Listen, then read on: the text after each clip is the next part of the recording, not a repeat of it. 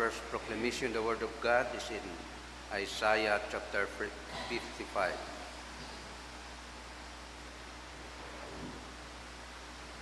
The reading. For as the rain comes down and the snow from heaven, and do not return there, but water the earth, and make it bring forth and bud, that it may give seed to the sower and bread to the eater. So shall my word be that goes forth from my mouth. It shall not return to me void, but it shall accomplish that I please. And it shall prosper in the thing for which I sent it. The word of the Lord. Thanks be to God. Please stand for our responsorial psalm. And our response, let us recite together. From all their distress, God rescues the just. Oh, magnify the Lord with me, and let us exalt his name together. I sought the Lord, and he heard me, and delivered me from all my fears. Response. They looked to him and were radiant, and their faces were not ashamed. This poor man cried out, and the Lord heard him, and saved him out of all his troubles. Response.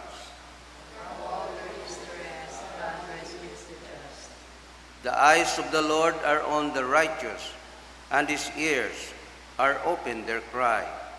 The face of the Lord against those who do evil, to cut off the remembrance of them from the earth. Response.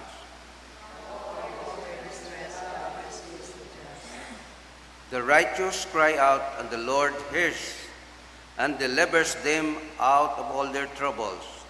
The Lord is near to those who have broken heart, and saves such as have a contrite spirit. Response. Glory be to the Father, and to the Son, and to the Holy Spirit.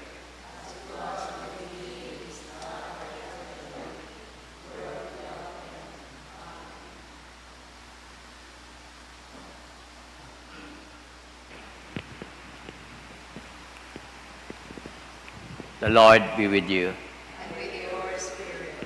The Holy Gospel of our Lord Jesus Christ according to St. Matthew chapter 6. Glory to you, my Jesus Christ. Jesus said, "When you pray, do not use vain repetition as the heathen do, for they think that they will be heard for their many words. Therefore, do not be like them, for your Father knows the things you have need before you ask him. In this manner, therefore, pray. Our Father in heaven, hallowed be your name. Your kingdom come, your will be done, on earth as it is in heaven. Give us this day our daily bread, and forgive us our debts, as we forgive our debtors. And do not lead us into temptation, but deliver us from the evil one. For yours is the kingdom, and the power, and the glory, forever. Amen. For if you forgive men their trespasses, your heavenly Father will also forgive you. But if you do not forgive men their trespasses, neither will your Father forgive your trespasses." The Gospel of the Lord. Please be seated. Good morning. Today is Tuesday, after the first Sunday of Lent. And pasugod yun kita sa rayang Lenten season, nagsugod yun kita. And sa aton nga gospel makaron dayang sa aton nga Lenten season nga rahay sambilog naton nga ginahimo yung prayer we intend nga mag-pray kita sa aton nga Ginoo. And rikara naton nabatian nung atong reading sa gospel nga, when you pray, di kita mag-inabo itabong words. Sa iyo ni Lord, kung ano ra atong ginapangayo, wa pa kita naghambay ka na. Ani, prayer is wa naton gina-inform ra aton nga Dios, but it is prayer that comes in our heart. To pray, and Jesus insists or wants the followers nga kung ga pray not with a quantity of words but a quality, excellent, more than standard no. Kunya mang it kabuabo nga words pero unamat man haywa matsugod. But kung gusto ginaabot ta kara sa di karanganin may dayang pattern or forms gin turo si Jesus sana mga disciples the Lord's Prayer that bukon it kabo nga words but it is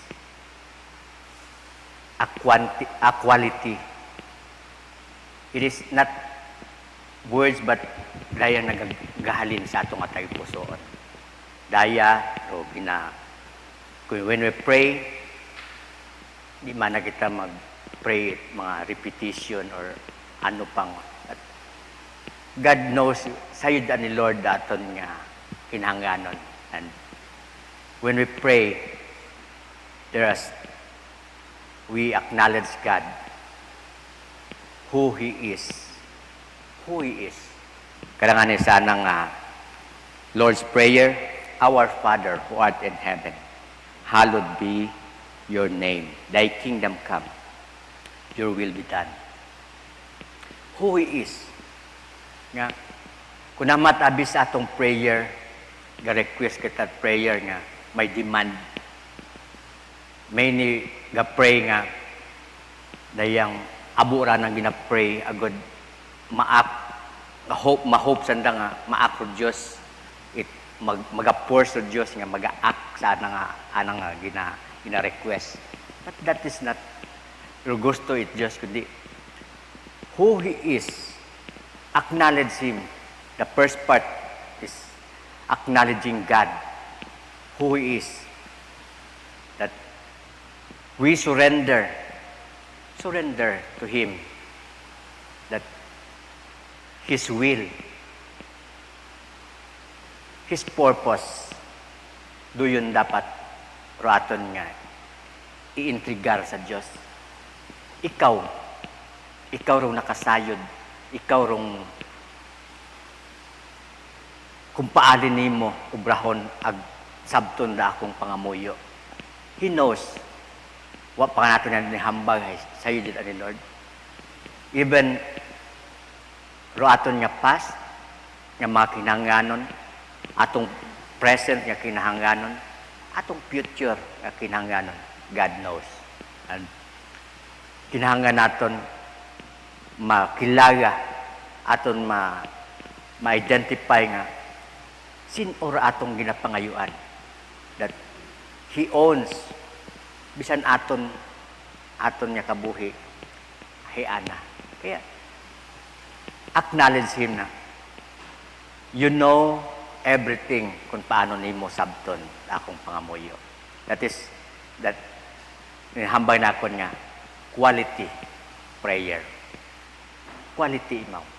And the second part is dayang prayer nga ginuturo ni Jesus nga about sa atong sarili. Petition naton that give us our daily bread. Our needs, our physical and our spiritual. Our needs. Forgiveness. forgiveness of God to us, and same also let us release forgiveness to others. Diba? Bago kita ma-forgive natin Ginoo, forgive anay kita. But bisan sa prayer naton kay bahan. And that is the lesson nga bukod yamang dayang the Lord's Prayer. Dayang Lord's Prayer is prayer, but it teaches us and lesson to us how to pray. How to pray. Then today, as makaron nga season of Lent, let us reflect ourself that baga akong prayer ay connected paghihapon sa ato ni Ginoo, or it is a schedule or what. Today ato niya examine aton nga kabuhi. One, naton nga reconnect aton nga kabuhi sa Dios in prayer. Prayer is talk and listen. Communication. Prayer is communication to God. Let us talk to God, and when we answer, we will listen to God. Pray, not only talking to God o gahambal sa Diyos, ga-petition sa Diyos, hayroy na sa bilog nga prayer. And prayer of listening God. Listening God is also a prayer. Nga pamati kita. Bukod yamang one way nga tanan kita gihambal, but we listen. Kaya let us reflect today. Akong bagang prayer, abo kabuhi bagahay, una pa sa gihapon, naka-tune in akong prayer life. Or if not, or maybe, it is today aton nga i-reconnect aton nga prayer life. And let us always focus of what God has given us, or what is ano ba garo akon nga purpose, or akon nga ano pa ba garo akon nga kakuyangan, or sa akon nga pagpangamuyo. Is this tama ba garo akon nga right ba garo akong pag-approach sa akong nga Ginoo, or if not, here today, or kugang kita sa prayer life today, reminder to us nga aton na himuon. Amen? Please stand.